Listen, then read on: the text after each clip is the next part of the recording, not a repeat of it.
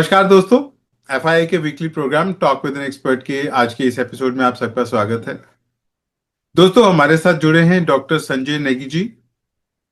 आज हम बात करेंगे स्ट्रेटेजी के ऊपर।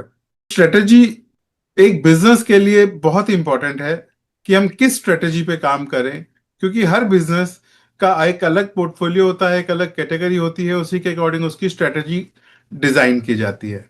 तो स्ट्रेटेजी हो या रोड मैप, इसके लिए सबसे बेस्ट हैं डॉक्टर संजय नेगी जी, जो आज हमारे साथ जुड़े हैं सब्जेक्ट एक्सपर्ट के रूप में। तो संजय जी, आपका बहुत बहुत स्वागत है एक बार फिर से हमारे आज के इस प्रोग्राम में। Thank you sir, thank you, thank you. Sanjeev ji नमस्कार। द्रव्या जी नमस्कार। और एफआईआई के सभी मेंबर्स और जो ये पॉडकास्ट सुनेंगे उन सबको मेरा नमस्कार। तो सर, आज का प्रोग्राम की शुरुआत करते हुए हमारे जो दर्शकों में से सबसे पहला सवाल आया है वो कि स्ट्रेटजी, ज्यादातर लोग यही समझते हैं कि बड़ी कंपनीज की बड़ी स्ट्रेटजीज होती हैं, छोटे बिजनेसेस को जरूरत नहीं है, क्योंकि उनका रोज के डेली उसी में इतना उलझे हुए रहते हैं और वो ये सोचते हैं कि स्ट्रेटजी की कोई इंपॉर्टेंस नहीं है। तो आप बताएं उनके लिए, एज अ आप कंसल्टेंट, एक छोटे एमएसएमई के लिए स्ट्रेटजी की क्या इंपॉर्टेंस है और क्या वाकई में जरूरत है। एक्चुअल में क्वेश्चन है कि क्या इम्प्लीमेंटेशन की वाकई जरूरत है, उसकी अहमियत कितनी है एक नॉर्मल एमएसएमई के लिए। Good good question and relevant question for all MSMEs. But जी। मेरी समझ से मैं तो कहूंगा कि एमएसएमईज को भी उतनी ही जरूरत है स्ट्रेटेजी की जितनी कि किसी लार्ज कॉरपोरेट को है। और एक अनऑर्गेनाइज्ड मेथड से एमएसएमई भी अपना स्ट्रेटेजी बना ही रहा है। ओनली थिंग इज उसने उसको प्रॉपर एक फ्रेमवर्क नहीं दे रखा है और एक प्रॉपर तरीका नहीं दे रखा है। तो सबसे पहले मैं स्ट्रेटेजी के दो डायमेंशंस बताऊंगा। तो सब स्ट्रेटेजी का एक डायमेंशन तो यह है कि कभी भी एक बिजनेस ने एक डिसीजन ले ली अपने बिजनेस ग्रोथ के लिए या कॉम्पिटिटिवनेस के लिए या कॉस्ट रिडक्शन के लिए या प्रॉफिटेबिलिटी के लिए, any set of decisions itself is a strategy. तो कोई ना कोई ऐसे एमएसएमई मान लो एक नमकीन बना रहे हैं, कोई आज 50 करोड़ का टर्नओवर कर रहे हैं, नमकीन बना रहे हैं, वो कहते हैं कि मैं आज मेरा ब्रांड जो है वेस्ट इंडिया में नहीं है, चलो मैं वेस्ट में जाता हूं। तो उसने समझो एक लेवल पे तो स्ट्रेटेजी बना ली, जी। एक डिसीजन हो गया आज उनका कि हम वेस्ट में जाएंगे। सेकंड जो पहलू है स्ट्रेटेजी का वो है अनियन। आप अनियन का एक लेयर निकालेंगे आपको फिर भी अनियन मिलेगा, आपको दूसरा लेयर निकालेंगे फिर भी अनियन मिलेगा, तीसरा लेयर निकालेंगे फिर भी अनियन मिलेगा, लास्ट तक आपको अनियन ही मिलेगा, उसमें कुछ और नहीं मिलेगा। तो स्ट्रैटेजी के भी ऐसे कई लेयर्स और कई पहलू होते हैं जो कि धीरे धीरे अनकवर करने पड़ते हैं। और उसको प्रॉपर डेटाबेस तरीके से रिसर्च करके जो कॉरपोरेट करती है उसको एमएसएमई थोड़ा सा अनऑर्गेनाइज्ड मैनर में करता है, इसलिए उसको बहुत ज्यादा लेवरेज भी नहीं मिलती है उस चीज की। तो बस ये फर्क है। तो स्ट्रैटेजी तो चाहिए ही चाहिए सबको। तो जी। अब सबसे पहले एक ऑर्गेनाइजेशनल स्ट्रैटेजी है। कुछ डिसीशंस होते हैं किसी कंपनी के कि मैं कौन सी चीज बनाऊंगा और कौन सी चीज खरीदूंगा, मेक बाय डिसीजन जो होता है, वो भी एक स्ट्रेटेजिक डिसीजन है कि कौन सी चीजों की फैक्ट्री में मैं अपना फैक्ट्री डालूंगा और कौन सी चीज मैं खरीद लूंगा। तो अभी कौन सा चीज मैं कौन सा मार्केट्स में मैं टैकल करूंगा, मैं बी टू बी और बी टू सी दोनों चैनल में चलूंगा या सिर्फ बी टू बी में चलूंगा, मैं ब्रांड बना के चलूंगा थोड़ा कॉस्टली पोजीशनिंग लेके चलूंगा, या मैं लोएस्ट कॉस्ट पे लीस्ट कॉस्ट प्रोड्यूसर बनूंगा। ऐसे करके बहुत सारी बिजनेस डिसीशंस होती रहती हैं जो कि एलिमेंट्स ऑफ स्ट्रैटेजी हैं, इनको खोलते रहेंगे तो नई नई लेयर्स और आती रहेंगी, अनलिमिटेड लेयर्स हैं स्ट्रैटेजी की। अब आपने फर्स्ट लेवल पर डिसाइड कर लिया चलो मैं एक नया रीजन में जा रहा हूँ, देन आपका नेक्स्ट स्ट्रैटेजी आप कैसे जा रहे हैं, आप कौन सा डिस्ट्रीब्यूशन मॉडल में जा रहे हैं, आप अपनी प्रमोशन कैसे करेंगे, आप अपनी ब्रांडिंग कैसे करेंगे, आपकी कॉस्ट टू मार्केट कितनी आएगी आपका, ये सब जितना प्लान करेंगे वो उतनी स्ट्रैटेजी आपकी रोबस्ट बन जाएगी। जितना अनप्लैन्ड मैनर में करेंगे तो आपको बाद में कोई नुकसान भी हो सकते हैं उसको करने में। तो इसीलिए थोड़ा जो डेमिंग साइकिल है प्लानिंग का, वो स्ट्रैटेजी प्लानिंग में बहुत टाइम डालना पड़ता है, बहुत डेटा भी लाना पड़ता है। और वो करेंगे तो डेफिनेटली बिजनेस गेन्स मिलते हैं, एमएसएमई को भी और लार्ज कॉर्पोरेट को भी। जी। सर जैसे हमने स्ट्रैटेजी की बात कर ली और रिसर्च की भी आपने काफी बता दी कि किस किन किन एस्पेक्ट्स में रिसर्च करना भी बहुत जरूरी है to be able to make a very founded grounded strategy for any business. तो research strategy research is making. Very necessary, जी जी। Very very necessary. Research is the basis of strategy. If you don't have proper research and understanding of the market, you may make a set of decisions which is totally wrong and which may contribute to business failures also on one extreme end. Or if not business failure, it may contribute to some things moving suboptimally, or it may contribute to some losses in business, etc. So research research में सबसे पहले secondary research होती है, जो market की जो कम्प्लेक्शंस होती हैं, मार्केट साइजेस होती हैं, डिस्ट्रीब्यूशन स्ट्रक्चर्स होते हैं, ये वो तो वो एक तरह का एक सेकेंडरी रिसर्च है जो आजकल करीब करीब सबको गूगल से, एआई से आसानी से मिल जाता है। उसमें बहुत ज्यादा कॉस्ट भी नहीं लगती, और एक एक पर्सपेक्टिव मिल जाता है किसी को। उसमें थोड़ी रिफाइनमेंट्स जरूर एक कंसल्टेंट कर सकता है, पर उसकी जरूरत नहीं है। We can go ahead, we can start with that. उसके बाद आपका आता है प्राइमरी मार्केट कंसिडरेशन। जो प्राइमरी कंसिडरेशन है वो आता है कि आप कितना उस मार्केट को जानते हैं, कितना उस मार्केट को समझते हैं, कितना उस मार्केट की जो पिक्यूलियरिटीज हैं, कितना उस मार्केट को मार्केट मेकिंग तरीके हैं, उनको आप जानते हैं, गेन करते हैं, बिजनेस मॉडल में इंटीग्रेट कर लेते हैं। उससे फिर फर्क पड़ता है आपका ओवरऑल आपके next sort of reach out में। ये है प्रैक्टिस में। अब मान लीजिए एक कंज्यूमर है, वो दिल्ली में एक तरीके से वो एक प्रोडक्ट का एक इंटरेक्शन होता है और एक विलिंगनेस टू स्पेंड होता है। अब आप कोटा जाएंगे तो सेम प्रोडक्ट इंटरेक्शन भी नहीं होगा और सेम विलिंगनेस टू स्पेंड भी नहीं होगा। अब आप सेम प्रोडक्ट को वहां डाल देंगे सेम, तो या तो प्रोडक्ट बहुत स्लो अपटेक करेगा, या अपटेक स्लो होगा, या जो प्रोडक्ट परफॉर्म नहीं करेगा।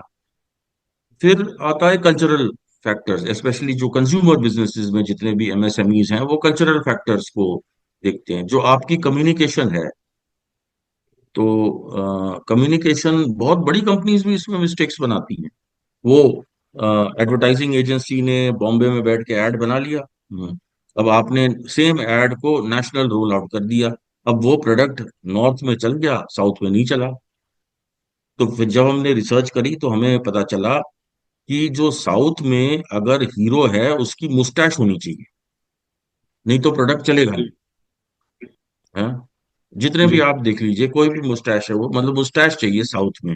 और सैफ अली खान का तो मुस्टैच था नहीं, तो वो प्रोडक्ट जो है वो साइकोलॉजिकल लेवल पे कस्टमर से रिलेट नहीं हो पाया। तो ऐसे आपने इतना पैसा खर्च किया ब्रांडिंग में, पर आपने एक region of the entire market को आप कैप्चर ही नहीं कर पाए। अब ये रिसर्च पहले करते तो बेनिफिट मिलता उनको।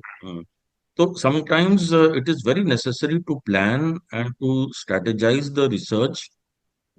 तब आप जाके करेक्ट स्ट्रेटेजी बना पाएंगे आपके, चाहे कम्युनिकेशन की, चाहे प्राइसिंग की, चाहे डिस्ट्रीब्यूशन की, चाहे जो भी पोजीशनिंग की। अब एक प्रोडक्ट आपने लॉन्च करना है, आपके पता नहीं आपके एफआईआई के लोग बी टू बी में ज्यादा समझना चाहेंगे स्ट्रैटेजी या बी टू सी, तो मैं दोनों के मैं कर रहा हूँ। सर तो अब मैं बीच में आपको बोलना चाहूंगा कि एफआईआई में ज्यादातर जो हैं वो एमएसएमईज हैं, बी टू बी सेक्टर के हैं। बी तो टू बी के हैं, ठीक जी, है। थोड़ा प्रायोरिटी हमारा बी टू बी रहना चाहिए, बाकी हम दोनों ही कवर करेंगे, क्योंकि 10% रेशो बी टू सी वालों की भी है।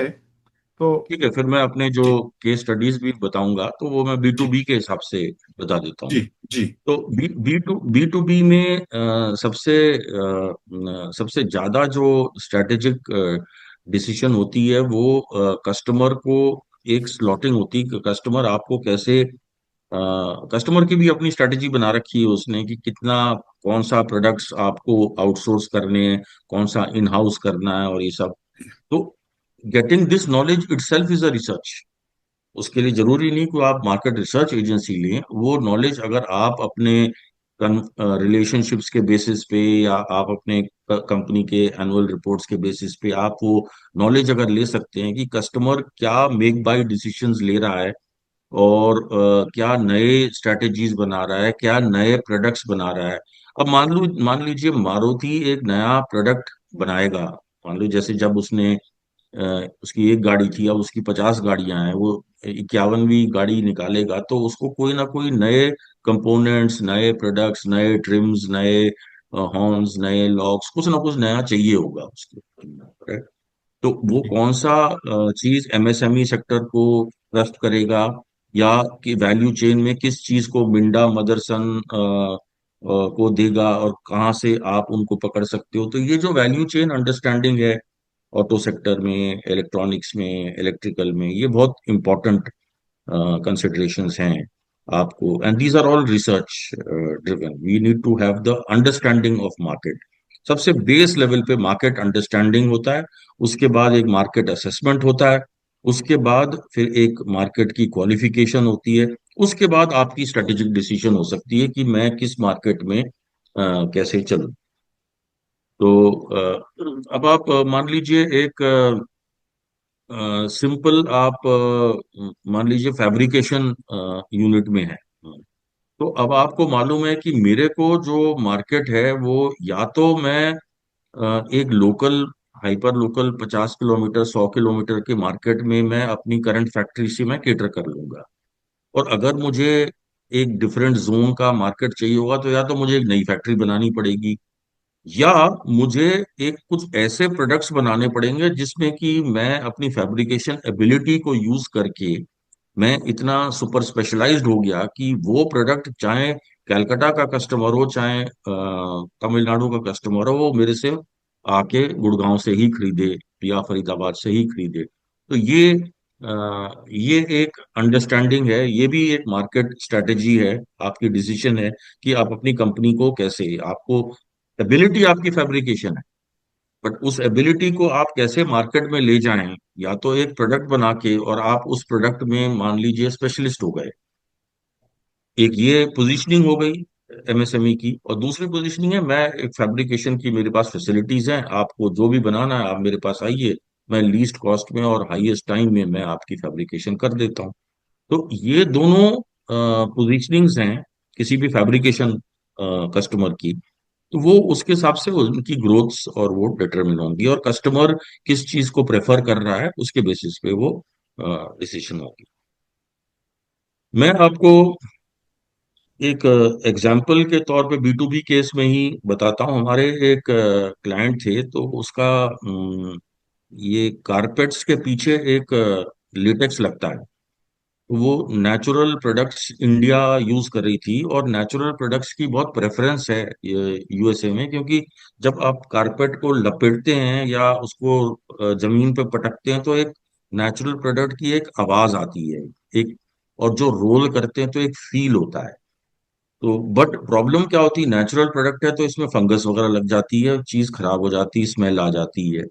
तो इंडियन क्या हो रहा था, कम से कम नहीं तो 30 to 40% of Indian exports of carpets America या यूरोप जा रहे थे, और फिर वो प्रोडक्ट रिजेक्ट होके वापस आ रहे थे। ये पूरी नेशनल प्रॉब्लम बन गई थी ऑलमोस्ट। तो फिर एक अमेरिका की कंपनी है, उसका नाम है TRCC, textile rubber and chemical company, TRCC USA में है। तो उसने ये देखा, उसने रिसर्च करी, उसने देखा कि देखो ये इतना नुकसान हो रहा है इस कंट्री का, तो उसने आके यहाँ पे जॉइंट वेंचर बना लिया। उसने खाली ये देखा कि डिमांड है, इनके प्रोडक्ट्स रिजेक्ट हो रहे हैं, तो मैं इनको प्रोडक्ट लेके जाऊंगा तो लोग ले लेंगे मेरे को। वो आ गए, उन्होंने जॉइंट वेंचर करी, भदोही में उन्होंने फैक्ट्री बना ली अपनी।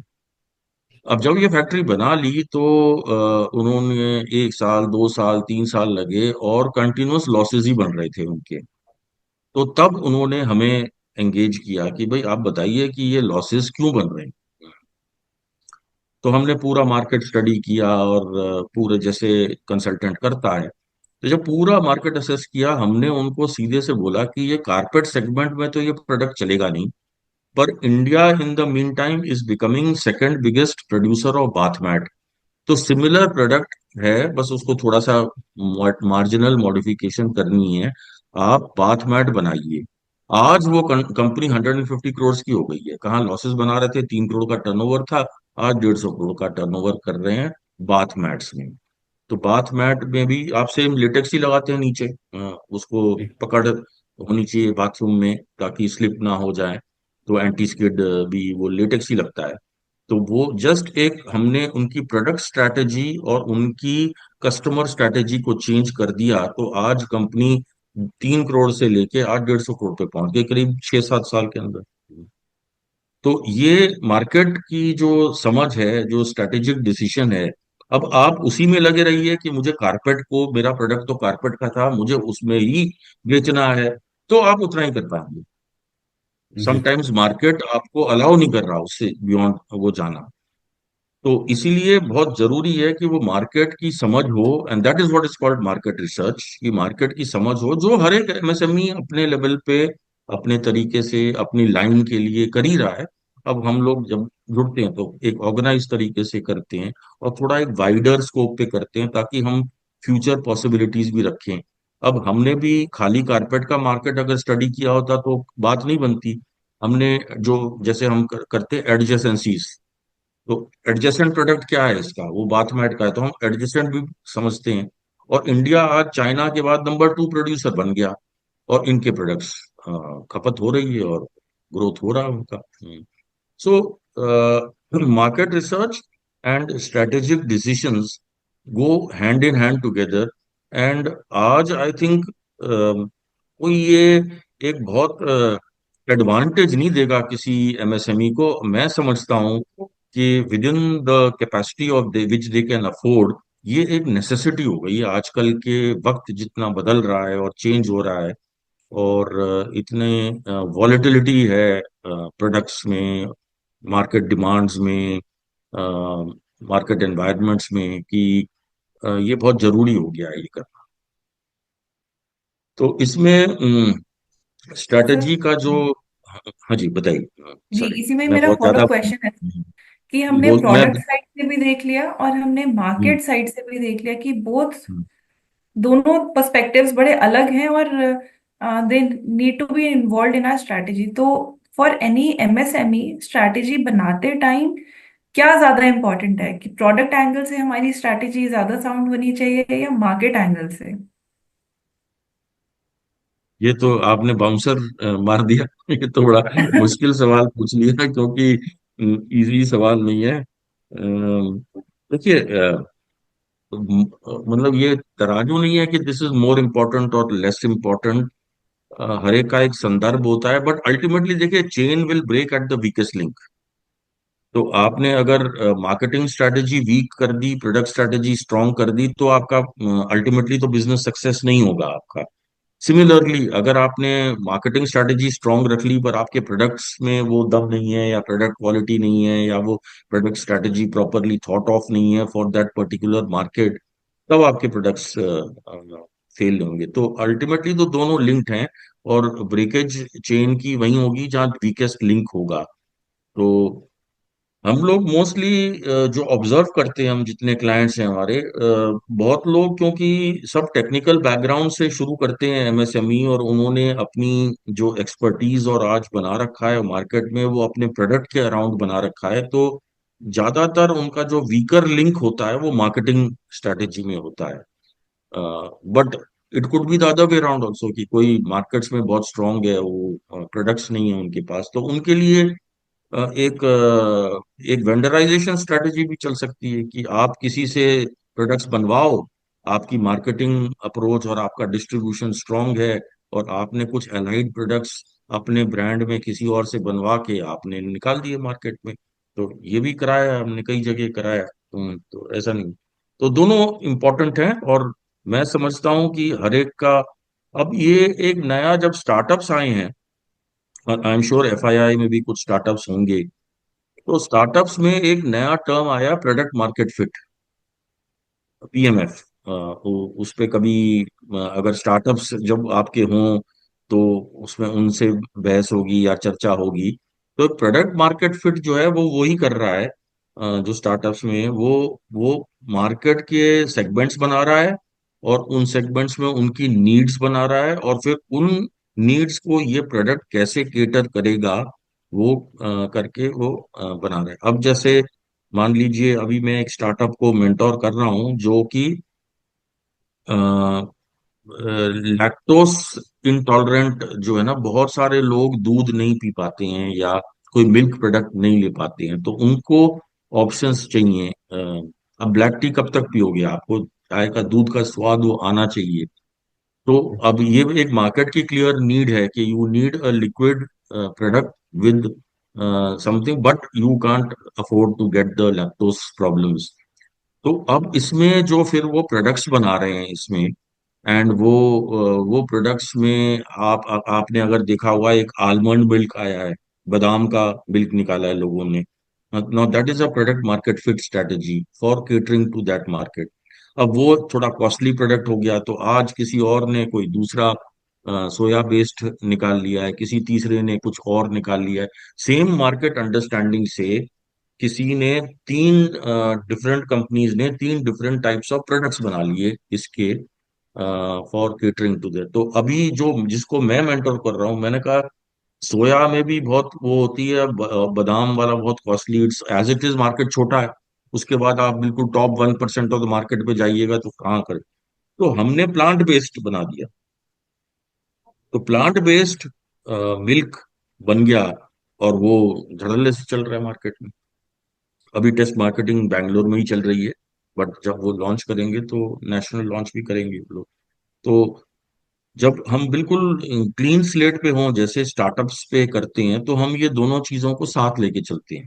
जब हम 10 साल पुरानी कंपनी को कर रहे हैं तो हमारी बहुत सारी बायसेस और अंडरस्टैंडिंग्स होती हैं, हम समझते हैं हम मार्केट को जानते हैं, we know the market, we know our customer. अब कस्टमर कहीं बदल रहा है, आपको मालूम नहीं, पर आप समझते हो कि आई नो द कस्टमर। तो वो चीज जो है थोड़ी बहुत कॉन्स्टेंटली एक मार्केट से और मार्केट के बदलाव में प्लग्ड इन होना पड़ेगा। अभी आप एक बी टू बी कंटेक्स्ट में आप देखिए कि एक एक बड़ा लो मार्जिन प्रोडक्ट है, corrugated box. I am sure FII में भी कोई ना कोई होगा जो कोरुगेटेड बॉक्स जो बनाता है। अब कोरुगेटेड बॉक्स का डिमांड जब से ये ई कॉमर्स का मार्केट आया है और सब, तो इसका डिमांड बहुत बड़ा, और बहुत बड़ा, और सडनली बहुत घटा, और बहुत फ्लक्चुएशंस हुए इसके मार्केट में, नंबर वन डिमांड में। नंबर टू, इसके जो पहले जो लोग सोचते थे करूगेटेड बॉक्स मतलब खाली एक प्लेन करूगेटेड बॉक्स हो गया। अब इतने इनोवेशंस आ गए हैं, या इतने प्रोडक्ट डेवलपमेंट्स आ गए हैं उसमें, कि इलेक्ट्रॉनिक्स के लिए जो करूगेटेड बॉक्स होगा वो अलग होगा, उसमें पैकिंग भी होगी, उसमें कोई ग्लू भी लगा होगा, उसमें कुछ ऐसा होगा। और जो ग्लास के लिए वो कॉरुगेटेड बॉक्स अलग होगा, उसमें वो बबल रैप्स भी इंटीग्रेटेड होंगे उसके साथ। और ये मतलब बहुत सारी इनोवेशंस हो गई हैं जिससे कि मार्केट्स को आप नए प्रोडक्ट्स बना के आप मार्केट्स के डिमांड को आप मीट कर पा रहे हो। तो markets are there, markets are speaking something, उसको कैसे आप पकड़ रहे हो, that is your strategy and your skill. और उसको कैसे आप प्रोडक्ट्स में कन्वर्ट करके उसको मीट कर। अब आप अगर बोलोगे कि मैं तो सिंपल प्लेन कोरुगेटेड बॉक्स जो प्रिंटेड वो है वो ही बनाऊंगा, तो फिर आपका मार्केट ग्रोथ वैसे होगी। आप अपनी प्रोडक्ट डेवलपमेंट में वो चीजें पकड़ लेंगे, तो आप डिफरेंट मार्केट सेगमेंट्स को केटर करेंगे और ग्रो करेंगे। तो आपके मेंबर्स को मेरी यही है कि अपने मार्केट्स को सुनिए, और ये अज्यूम करिए कि हम ब्लैंक हैं, हम कुछ नहीं जानते। थोड़ा मार्केट्स को समझिए, ये नहीं कि बिजनेस जैसे चल रही थी उसका बस इंक्रीमेंटल मोर करना है, उसमें फिर प्रॉब्लम हो जाएगी। हमारे लाइन में देखिए, हमारे लाइन में पहले एक टाइम था जब क्लाइंट्स इंटरव्यू करने के लिए हमारे दिल्ली में टीम्स होती थी, दिल्ली से एयरफेयर देते थे हमें कि आप जाइए। फिर धीरे धीरे ये सब खत्म हो गया, टेली कॉलिंग आ गया, टेली कॉलिंग से आ गया। अब वो टेली कॉलिंग से पैसा रिड्यूस हो गया और डिफरेंट इंफ्रास्ट्रक्चर आपको लगाना पड़ गया और ये सब।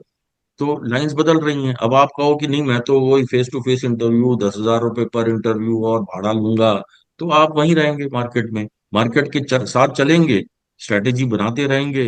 प्रोडक्ट स्ट्रेटेजी हो, डिस्ट्रीब्यूशन स्ट्रेटेजी हो, प्रमोशन स्ट्रेटेजी हो। हम लोग बी टू बी में हम लोग एक बहुत बड़ी मिस्टेक करते हैं कि हम लोग सोचते हैं कि बी टू बी है, यही चार कस्टमर है हमारे, हमारा रेवेन्यू बन रहा है, तो हमें प्रमोशन नहीं चाहिए। ये बहुत बड़ी मिस्टेक है। मतलब नॉर्मली तो मैं ऐसा नहीं कहता हूँ कि कोई गलती कर रहा है, हर एक अपने संदर्भ में अपने हिसाब से तो सही कर रहा है। बट देखिए, sales is not everything. Sales आपकी जरूर हो जाएगी जिस तरह से आप चल रहे हैं, बट आपको थोड़ा सा अगर आप ब्रांडिंग में इन्वेस्टमेंट करेंगे तो आपको कम्युनिकेशन में, ब्रांडिंग में, रिलेशनशिप्स में, तो आपको एक डिफरेंट पोजीशन मिलेगी कस्टमर के माइंड में। वो आपको गेन, अब आप खाली उसको जो रेगुलर प्रोडक्ट्स हैं आप देते रह रहे हैं, तो वो अकॉर्डिंगली चेंज होगा उसका। That is My next question to you, sir, like you mentioned about distribution strategy. So, does it help that an MSME utilizes their resources to make only one strategy, for example, distribution strategy? या फिर they should also focus on making it a total integrated strategy, बाकी factors और involve करके? I think integrated is always better, but there would be certain contexts in which only a specific strategy is like distribution strategy. आपने एक मान लीजिए, खासकर अगर आप if you are in the consumer business, तो आपका एक प्रोडक्ट है, एक पैकेजिंग है, एक ब्रांड है, वो आप प्रमोट कर रहे हैं, तो वहां आप डिस्ट्रीब्यूशन स्ट्रेटेजी खाली बना लें, तब भी आपका काम नहीं चलेगा। आपको वहां पे प्रमोशन स्ट्रेटेजी भी, आपको जब दूसरे रीजन में जाएंगे, जैसा हमने डिस्कस किया, south India versus north India, तो आपको प्रमोशन स्ट्रेटेजी भी चेंज करनी पड़ेगी अपनी। ब्रांड भले ही सेम होगा, समटाइम्स आपको, जो आप साउथ इंडिया में जाते हो तो आपको इवन जो पैक्स हैं वो बदलने पड़ेंगे अपने, तो आपको पैकेजिंग स्ट्रेटेजी भी चेंज करनी पड़ेगी अपनी। तो integrated strategy is always better. अगर बट मोटा मोटा अगर आप कंज्यूमर बिजनेस में हो तो डिस्ट्रीब्यूशन स्ट्रेटेजी से काम चल सकता है। बट जैसा कि हमने डिस्कस किया, तो बेटर रहेगा कि एक इंटीग्रेटेड स्ट्रेटेजी बनाएं जिसमें प्रोडक्ट का भी हो, पोजीशनिंग का भी हो, प्राइसिंग का भी हो। अ, तो ये सारी चीजें फिर उसको अफेक्ट करती हैं मार्केट को। Sir, one more question that I have for you is that we know that marketing is very important, strategy making is very important. So MSMEs should focus on making a strategy in-house, or it is important for them to hire a consultant. I think there is no specific necessity to hire a consultant, but it will always be better because first of all, what will be the skill set the consultant will bring onto the business is different. The view of the business, because you are always into your business. You cannot, it's very difficult. I would say some MSMEs do it, and that's why they grow differently as compared to the rest. But are you able to take a helicopter view of your business? Are you able to sit on top and criticize your own self, or find out what is the mistake which I'm making, that my company has grown only this much? If you can do that, you don't need outsider. But generally, it's very difficult to do all that on your own. तो इसलिए लोग prefer करते हैं कि एक consultant को higher करें, तो वो मार्केट की अंडरस्टैंडिंग भी लेके आते हैं, मार्केट रिसर्च भी लेके आते हैं, और फिर एक स्ट्रेटेजी बनाते हैं। और लोग जो कंपनी में जो इम्प्लीमेंटेशन करनी पड़ती है स्ट्रेटेजी की, वो भी थोड़ी सी आसान हो जाती है, क्योंकि वो कंसल्टेंट ने प्लान कर रखा है कि इम्प्लीमेंटेशन भी कैसे करेंगे, तो कौन क्या करेगा, तो एक बाई इन होता है और ये सब होता है। तो it always helps, but obviously there is a cost to that. जो कंसल्टेंट आएगा तो he will naturally take some fees, but definitely उसका एडवांटेज मिलता है। और मल्टीपल टाइम्स जो आपकी फीस है उसका एडवांटेज मिलता है जब आप स्ट्रेटेजी पे उनको एंगेज करेंगे, क्योंकि जो view from outside and view from top and independent perspective without any biases. अब पिछले 3 हफ्ते से मान लो आपका एक कस्टमर से आपको कोई परेशानी चल रही है, या कोई पेमेंट फॉलो अप है, या कोई प्रोडक्ट रिजेक्ट हो गया, या वॉटेवर, तो अब ओनर तो उसी में फंसा रहेगा ना, मतलब पिछले 3 हफ्तों से। तो उसका वर्ल्ड व्यू बड़ा लिमिटेड हो जाता है, फिर वो उसके बियॉन्ड अक्सर, जितना मैंने ऑब्जर्व किया, वो नहीं देख पाते। जबकि कंसल्टेंट को तो इन सब ऑपरेशनल मैटर से कोई लिंक है नहीं, तो वो तो एक व्यू फ्रॉम टॉप ही लेगा, और एक view from the organisational strength and capacity लेगा, और फिर आपको कुछ ऐसे लॉजिक्स एंड रीजंस के साथ शेयर करेगा, तो आप अडॉप्ट करेंगे उसको। सर, सवाल तो और भी बहुत हैं और आज लेकिन आपके साथ समय का पता भी नहीं चला। लेकिन एक आखिरी सवाल है जिसके साथ मैं आज का प्रोग्राम कंक्लूड करना चाहूंगा। सर, हमने शुरुआत की थी अपना स्ट्रेटेजी मेकिंग से, और क्योंकि हमारे जो ज़्यादातर ऑडियंस हैं वो एमएसएमईज हैं और स्टार्टअप्स हैं, जिनकी रेशियो सबसे ज़्यादा है। और एक आम एमएसएमई और स्टार्टअप की सबसे बड़ी प्रॉब्लम होती है कि वो स्ट्रेटेजी नहीं बनाते, जैसे कि हमने शुरुआत में बात की। और साथ में दूसरी प्रॉब्लम होती है कि वो अपनी डेली एक्टिविटीज़ हो गई या कैश फ्लो हो गया, फंड्स अरेंजमेंट हो गया, इसमें उलझा हुआ रहता है, जिसमें कि वो इन सब चीज़ों की तरफ ध्यान नहीं दे पाता। अब एक एमएसएमई जो ध्यान नहीं दे पाता, दूसरा है जो ध्यान देता है और स्ट्रेटेजी को भी इंपॉर्टेंस देता है और वो बनाता भी है, लेकिन उसकी जो डेली एक्टिविटीज हैं या डेली उसके सिर पे रिस्पॉन्सिबिलिटीज है वो इम्प्लीमेंट नहीं कर पाता है। तो एक तो बनाना ही नहीं, दूसरा बना के इम्प्लीमेंट नहीं करना। तो ये बहुत बड़ा इशू है। तो इसके लिए आप हमारे ऑडियंस को क्या सजेस्ट करना चाहेंगे, और इसकी इम्पोर्टेंस उनको कैसे हम उनको बताएं, और क्या चीज़ वो कैसे इसको ऑनर करें, जो लोग इम्पोर्टेंस समझते हैं लेकिन इम्प्लीमेंट नहीं कर सकते हैं, कर मतलब कर नहीं सकते, नहीं कर नहीं पाते हैं एक्चुअल में। नहीं बातें ड्यू टू, जी। वो तो वो तो देखिए, as I told you earlier also, chain will break at the weakest link. जहां भी आपका प्रॉब्लम है, वहाँ स्ट्रैटेजी नहीं बनी है, तो उसकी वजह से आपका सब ऑप्टिमल परफॉर्मेंस रहेगा। स्ट्रैटेजी बन गई है, इम्प्लीमेंट नहीं हुई, तब सब ऑप्टिमल परफॉर्मेंस रहेगा। पर वो तो ज्यादा खतरनाक होगा कि अगर आपने स्ट्रेटेजी बना ली और इम्प्लीमेंट नहीं करी, तो वो तो ज्यादा जी। प्रॉब्लम है, क्योंकि फिर वो लोगों की उम्मीद भी बन जाती है ना कि आपने स्ट्रेटेजी बना ली और ये वो। जी। तो इम्प्लीमेंटेशन के लिए देखिए, सबसे पहले तो जो ऑर्गेनाइजेशन स्ट्रक्चर करेक्ट होना चाहिए। ऐसा ना हो कि हर डिसीजन और हर माइक्रो मैनेजमेंट एमएसएमई को ही करना पड़े। स्ट्रक्चर्स और सिस्टम्स होने चाहिए। और एक सिंपल टूल है, हमने जो टीक्यूएम का टूल है 5W1H, जो वो है, उसको हमने मॉडिफाई कर रखा है। तो जी। कौन क्या करेगा और कब तक करेगा, who will do what by when, simple बनाई। 5W भी मत चलिए, H पे भी मत चलिए, 3W पे चलिए, who will do what by when. Okay. Simple chart बना लीजिए और उसको इम्प्लीमेंट कर लीजिए। एक हैक तो ये है। दूसरी हैक ये है कि जो इम्प्लीमेंटेशन आपने करना है ना, उनके प्रोजेक्ट्स बना लीजिए। Instead of making it one large humongous mass, उस पे प्रोजेक्ट्स बना लीजिए कि ये इस स्ट्रेटेजी को इम्प्लीमेंट करने के लिए सब प्रोजेक्ट 1 हो गया, सब प्रोजेक्ट 2 हो गया, सब प्रोजेक्ट 3 हो गया। वो आप ऐसे तोड़ लीजिए उसको, और वो रिस्पॉन्सिबिलिटी आप एलोकेट कर दीजिए। आप अपना सब प्रोजेक्ट करो, और आपका एज अ मालिक आपका खाली रोल हो गया कि इन इन पांचों प्रोजेक्ट मैनेजर्स को, या इनको इंटीग्रेट करना है इनके वर्क को, तो आपका काम आसान हो गया। ये 2 हैक्स हैं, हमने दोनों यूज कर रखे हैं। और स्पेशली पुरानी ऑर्गेनाइजेशंस को जो चेंज करना ना आसान नहीं होता। जी। It's very difficult. कई बार लोग सोचते हैं यार हमारे पास काबिलियत नहीं है लोगों की, तो वो हायर भी कर लेते हैं आईआईएम्स, क्योंकि अब अफोर्ड कर सकते हैं, आईआईएम के लोग हायर कर लिए। अब वो आईआईएम के लोग इस एनवायरनमेंट में काम ही नहीं कर पा रहे हैं। तो फिर वो डिलीवर नहीं कर पा रहे हैं, फिर वो इम्प्लीमेंट नहीं हो पा रहा है चीज। तो वो कैसे उस कंटेक्स्ट में वो काम करेगा, ये तो कोई बहुत सीजन्ड कंसल्टेंट ही बता पाता है कि कैसे उस एनवायरनमेंट में आप चेंज करोगे, क्योंकि देखो चेंज तो मैंडेटरी हो, तो करना ही पड़ेगा।